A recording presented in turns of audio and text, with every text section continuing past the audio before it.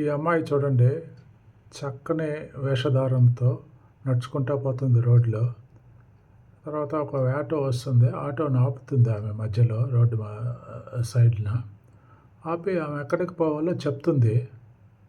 Auto ఆయన ఆమెని పైనుంచి కిందకి చూసి ఒక స్మైల్ ఇచ్చి ఎక్కమంటాడు.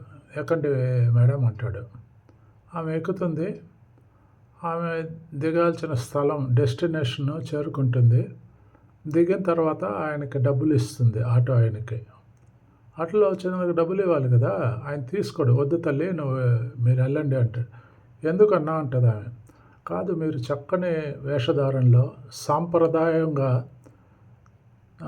కట్టు బట్ట చీర అంతా కట్టుకొని ఎంత అందంగా వచ్చారండి.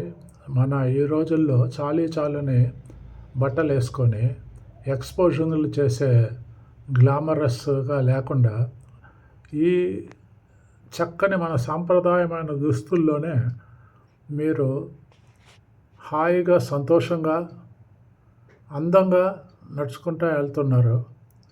మీరు మాట్లాడే తీరు కూడా మీ వేషధారణకు తగినట్టుగానే గౌరవంగా ఉంది. అందుకని మీలాంటి వాళ్ళ దగ్గర డబ్బులు తీసుకుంటే మన సాంప్రదాయాన్ని మనం చంపేసినట్టు అవుతుంది.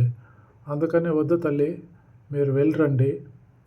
ఇంకా మీరు కూడా ఎవరికన్నా ఇదే విధంగా వేషధారణ ఉంటే బాగుంటుందని మీకు తోచితే చెప్పండి. చాలా థ్యాంక్స్ అమ్మా.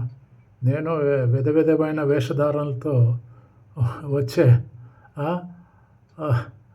మన ప్రజలను చూస్తున్నాము. మిమ్మల్ని చూస్తే ఆనందం వేసింది. అందుకని నాకు డబ్బులు వద్దు, వెళ్ళరండి తల్లి అని ఆయన మంచి గౌరవంగా చెప్పి ఆమెను గౌరవపరిచి డబ్బులు తీసుకోకుండా వెళ్ళరమ్మంటాడు.